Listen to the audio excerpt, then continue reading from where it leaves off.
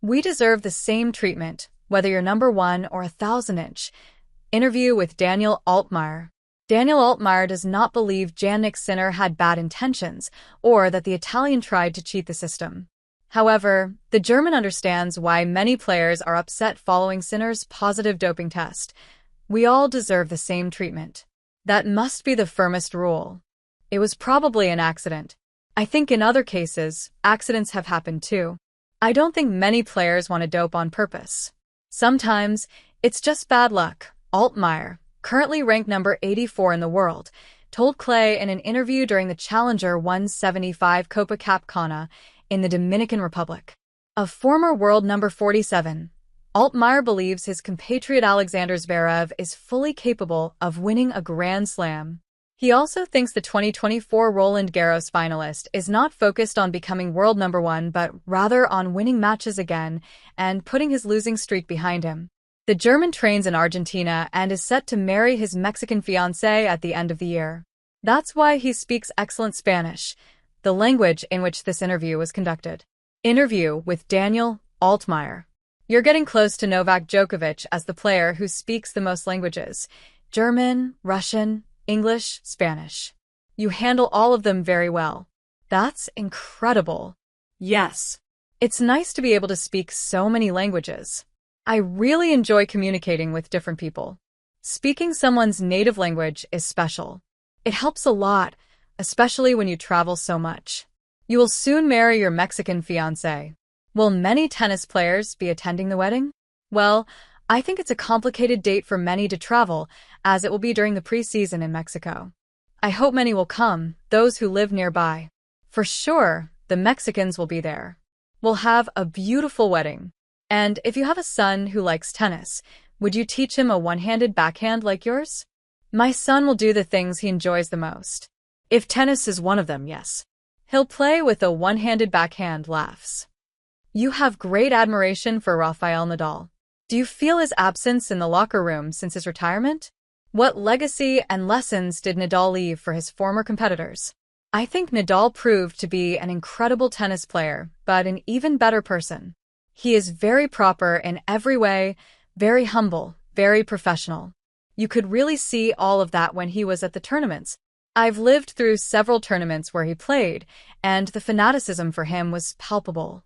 The truth is, I was really impressed by his personality and everything he conveys. He left that part very well marked, even more than his victories. He said last year that his only focus would be on the Grand Slams and the Davis Cup with Serbia. Then, we saw in Australia that he won an incredible match against Alcaraz. After that, he got injured and had to withdraw in the semi-finals. He must be thinking 100% about Roland Garros, Wimbledon, and the US Open. I think, after balancing out the Grand Slam season, he'll make an analysis. His focus is not on the 1000s or the 500s, not even on the ATP finals. Without a doubt, he only thinks about the Grand Slams. Sasha said that when you're coming off such a bad run, you don't think about any goal except getting back to winning matches. I think that's where he's at right now, in his true state after several weeks of tough losses. I don't think number 1 is on his mind at the moment. Obviously, in the long run, he wants to win a Grand Slam. He certainly has the potential. He's proven it many times. We were together once in the German team, and we always run into each other at the big tournaments. He follows a different schedule than mine throughout the year. We get along well, and we also speak Russian, since his parents are Russian. That brings us a bit closer too. I hope we can meet more often in the Davis Cup in the coming years. We both share the dream of winning it for Germany someday.